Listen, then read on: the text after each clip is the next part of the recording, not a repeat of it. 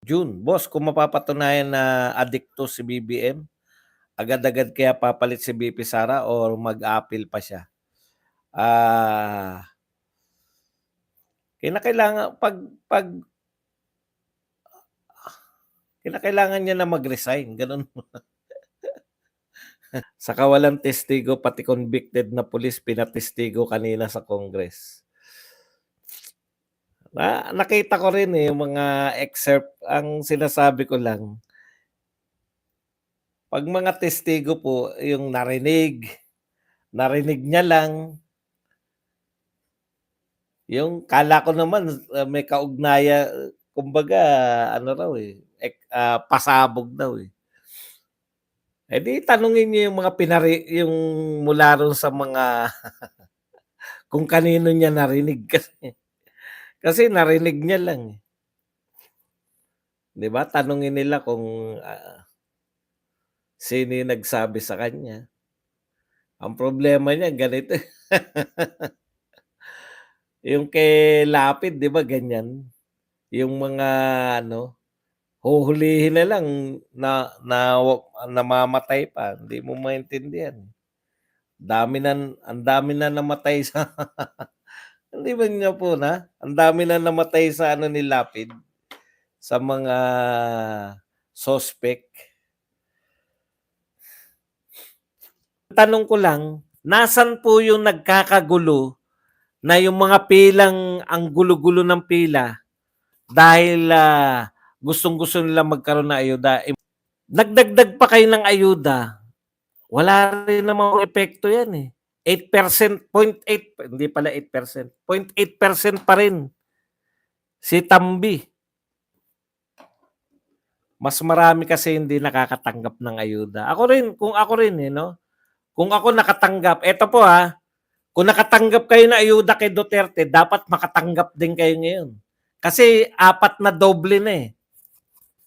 Yung budget niya ng isang taon, 4 na doble ng budget ni Duterte, may pandemya. Eh kung wala kayong tinatanggap ngayon na ayuda, putya, magtanong-tanong kayo sa congressman niyo. Kung tumanggap kayo sa panahon ni Duterte, 2 beses na ayuda, at hindi kayo nakatanggap ngayon kahit isang beses, badong may trabaho naman kami. Kahit may trabaho kayo, kung kinakapos kayo, magbibigay din daw sila ng ayuda. Bakit po ba hindi kayo nakakatanggap? Hindi ko rin alam kung anong katwiran, eh. Dahil ba hindi kayo malapit? Malapit ba kayo kay kapitan, kay mayor? Hindi ko alam ang bigayan ng ayuda, eh.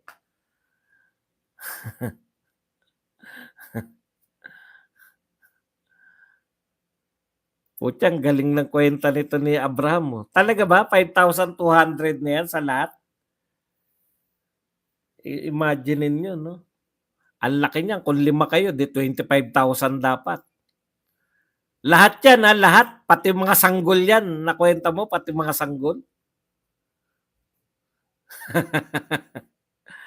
Paano kami, congressman namin si Pulong?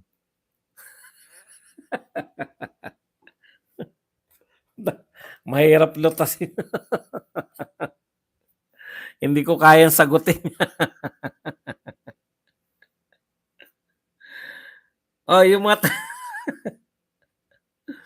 kaya kayo.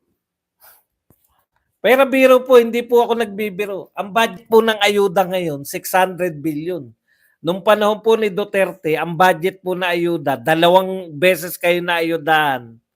Yung 2 taon na yun, 2 beses kayo na ayudahan, 300 billion lang. Ngayon po, 600 billion na. Noong nakaraan, 500 billion. Dinagdagan pa nila. Sa 2025, 500 billion. Pag hindi pa rin kayo nakatanggap, talagang malaki na problema talaga niyan. Simplihan lang natin ang lahat. Sabi ni Baste, wala akong problema sa mga gumagawa ng ng mga picture. 'Di ba lumabas sila ni Ellen Adarna na parang mga sabog daw 'to mga 'to. Wala siyang problema, 'no? Simplihan na lang. Magpa-drug test tayo, Mr. President.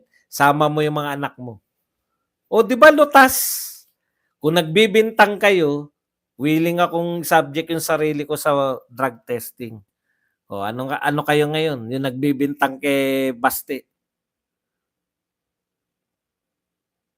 Nakatanggap ako noon ng ayuda, 19K kay Tatay Digong na ayuda. Kaso, wala naman dito nakatanggap sa District 3 ng QC. Baka tinawag lang ni congressman namin. O, bakit wala daw silang ayuda? Alam nyo, ganito meron tayong, ano ngayon, 2025, yung mga kaalyado po. Kasi wala tayong magagawa sa Congress, kaya nilang manalo sa Congress eh. Kahit na anong gawin nila, matatalo ba sa tingin nyo si ano? Matatalo ba sa tingin nyo si Martin? Hindi matatalo yan kahit na anong gawin nyo. Yung mga senador po nakakampi sa mga Marcos, dyan tayo may pag-asa. Kasi, kita nyo, dahil kakampi nila, walang nagche-check sa mga ayuda. Majority kakampi nila si Chis Escudero. Bakit po walang investigasyon? Sa Kongreso, wala na tayong magagawa dyan. Hindi nila imbestigahan yan sarili nila. Bakit sa Senado wala ring investigasyon dyan sa ano nagaganap sa ayuda? Kaya nga po ang iboboto, ganun po ka-importante yung boto nyo. Kasi akala nyo wala lang eh. Kung ang mananalo, mas marami mga maka-Duterte. No, yung mananalo, majority ng mananalo, maka-Duterte. Mache-check lahat yan. Check and balance. Kanila na yung kongreso, kanila na yung mga congressman, kanila pa yung mga senador. Ano ngayon ang focus ng mga investigasyon? Duterte. Kahit matagal na nangyari, Duterte pa rin.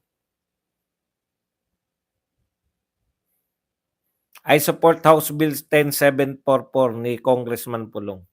Boss Buds, kung aso ako, malaki na talaga yung 64 per day. Bibili lang ako ng 3 diaper. Okay na yun. Boss Buds, nakita mo ba yung sinend ko sa'yo na isang Bishop supporter ni Tatay Diggs? Alam niyo po sa totoo lang, sangkatutak po ang nagsisend sa akin ng kung ano-ano. Mahirapan po ako mabuksan. Hindi nyo kami matibag dahil tapat kaming manungkulan at kakampi namin ang mamamayan. Sa Marilao sa Marilao, 2 kilong bigas. Pili pa kung sino ang bibigyan. Yan po. Yung mga hindi po nabigyan, para hindi po magtuloy-tuloy yung kalakaran na yan, inutang po yan eh. Ito po, hindi ko kayo inuudyokan Inutang po yan kasama kayo sa magbabayad. Yung mga hindi nakatanggap ng ayuda, pero nakatanggap yung mas mayaman pa sa inyo, inutang yan. Yang pambigay ng ayuda, utang yan, nababayaran natin lahat. Para matigil na yan, na binibigyan yung kanilang mga kaalyado ng ayuda. No? At kayo kasama sa pagbabayad. Wag niyo iboto yung mga senador nila. Sa mga congressman, wala kayong magagawa. Tama ginagawa mo ba dong? Huwag kayong matakot magsalita kung may katiwalian sa gobyerno. Pagpunta mo dito sa Davao City, ako bahala sa Boss Bas, hindi na mahirap kapag may 64 pesos ang isang pamilya, sabi na Neda. Opo. Hindi naman, isang tao.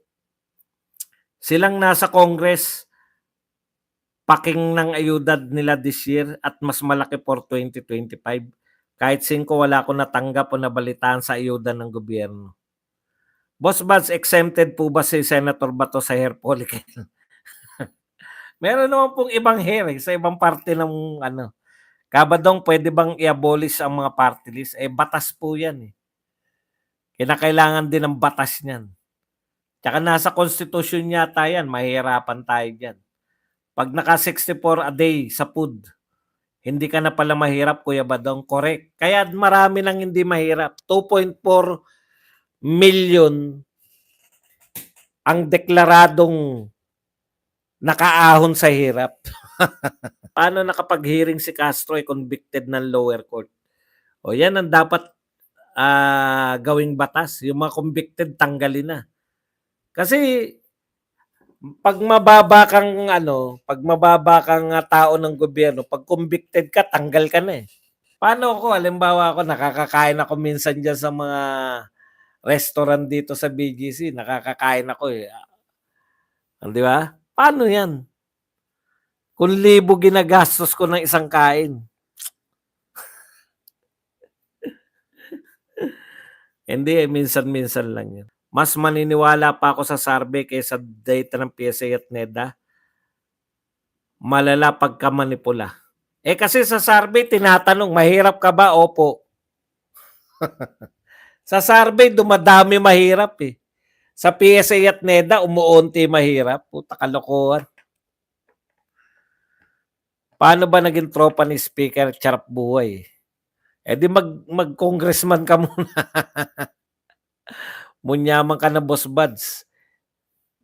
Bilyonaryo na ako kasi ₱64 a day.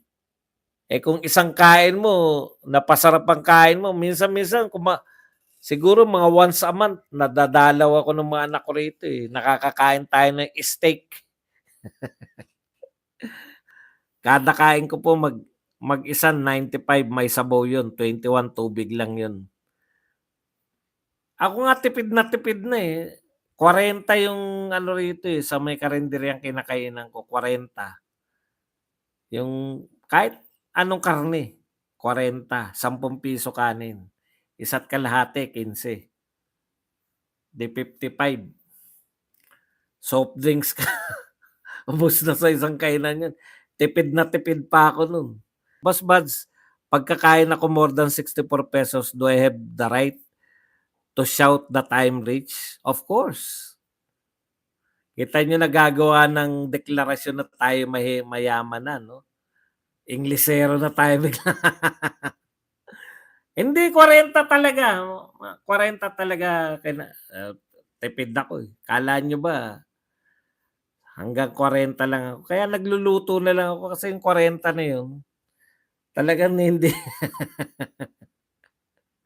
eh, ayun yung mga literal na lalamanan mo lang tiyan mo. Eh, hindi ka na mag-enjoy kaya yung kadalasan kong ino-order, eh, may sabaw para madaling ano, wala ng nguya-nguyabal, super yaman na ako, may ₱55 ako, sardinas 30. So, lahat na nag-uulam ng sardinas, mayaman ka na, congratulations. Ang lakas ng loob ng NEDA magsalita ng ₱64 lang sa isang araw, 3 times a day ay kasya na. Sige nga, hamunin natin sila diyan. Pati si Gadon kung kaya niyang kumain ng pansit canton at itlog araw-araw. Si Soklan, hindi po sinabi na kasya na. 'Pag ₱64 mayaman ka na, hindi sinabing kasya, mahirap ka rin dun, eh. 'Pag sinabi mong kasya na yung 64, pinagkakasya mo, mahirap ka pa rin dun. Ang sinasabi, 'pag 64 ang budget mo sa isang araw, mayaman ka na. Hindi lang kasya, hindi usapin ng kasya. Ang deklarasyon nila mayaman ka na, para mawala ka na ron. Kaya't nga 2,000,000 mahigit yung yumaman, eh. 2,000,000 mahigit yung yumaman under Marcos. O ganun po kalupit. Ganun lang pala 'no, manipulation. Yan yung sinasabi ko sa inyo, na panay numero lang yung mga proyekto. Ano pagkakaiba kay Duterte? Panahon ni Pangulong Duterte ang mga proyekto nakikita, nararamdaman, at higit sa lahat naaamoy. Ramdam mo, eh. Proud ka. 'Pag nakikita mo yung mga proyekto ni Tatay Digong, gumaganda ba yung pakiramdam na, "Putya, papaunlad na talaga kami." Yung ano mo, yung pakiramdam mo na nakadaan ka sa Skyway, unang daan ko sa Skyway talaga, yun yung pakiramdam ko, eh. Comparable na 'to sa ibang bansa, basta nakatingin ka lang ng diretso,